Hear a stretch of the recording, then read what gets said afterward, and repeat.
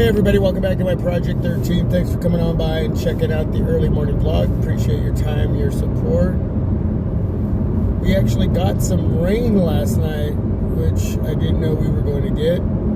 But that's great due to all the fires that are going on here in Oregon and all the smoke that's in the air. So that's great for us Oregonians. I wanted to talk about eSIM transfer. Before I left the house, I was watching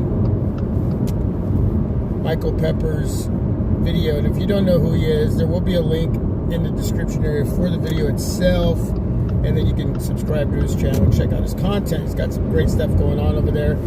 But he put up a eSIM transfer video as far as with T-Mobile. And that's who my carrier is. Basically talking about the new iPhone 14 smartphone series that's not going to have a physical SIM card. It's going to be an electronic SIM card. Basically, within the device itself, you're going to have to go into your account and go through the process of activating your iPhone. Here in the United States, not abroad. But he goes through step by step. Now, I could have made a video like that,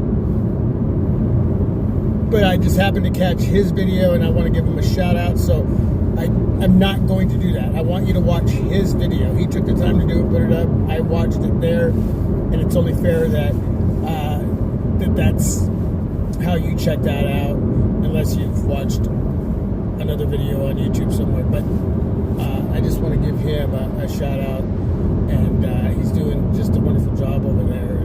Great content, very smart man. And as far as the eSIM transfer, we're going from seconds to 2-3 minutes, maybe, depending on how patient you are. This whole thing is frustrating, but it doesn't have to be. But it can be, depending on time. Depending on what you're doing.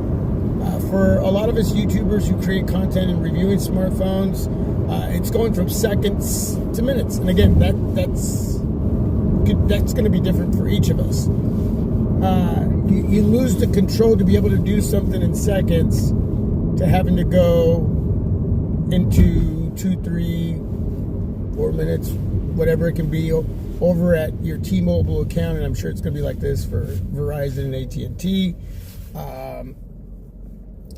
Having to go through the process, the steps that you'll see over at Michael Pepper's video to activate your new iPhone utilizing eSIM instead of the physical SIM. So yeah, patience is the word. It's still, in my opinion, a con, a negative. It's something that we'll get used to, especially if Android ever goes this direction down the road somewhere, in time. But you go through the steps, you get it activated, and you're good to go. And you're going to have to do that again if you decide you're done using your iPhone, whatever one it is out of the 4 that are being released. Unless you're watching this video after the fact, they're already released. But yeah, if I wanted to switch over to my new iPhone 14 Pro Max, use it for a while through the reviewing process, and then I get bored after a while, I want to go back to my S21 Ultra, you're going to have to go through that process. So patience is definitely going to be the key word, and the fact that something that was in our control is not necessarily totally in our control. We still have the physical devices, we still have our own personal account that we can go in and make a decision to switch phones, but you're going to have to go through these steps to do that you'll see over at Mr. Michael Pepper's vid. And personally, I still don't like it. Yes, I am patient enough, but I don't like it. I just don't. I like being in control of that. There are certain areas in life that I like the control over certain situations and certain things in my life that I feel like I should have that call, and now I don't. I'll get used to that.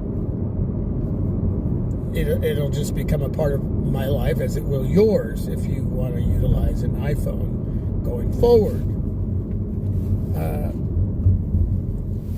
And some of you may just decide to stay away from an iPhone because it's just not something that you just don't want to have to deal with.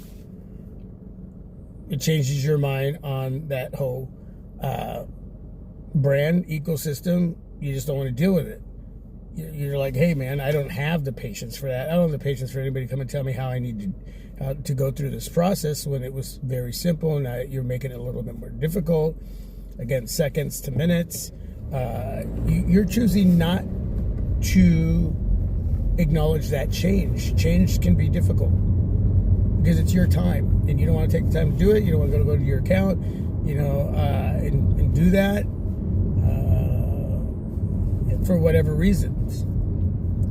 So you stay with Android until one day Android decides to go that direction as well, and hopefully they don't, but who knows? I don't know.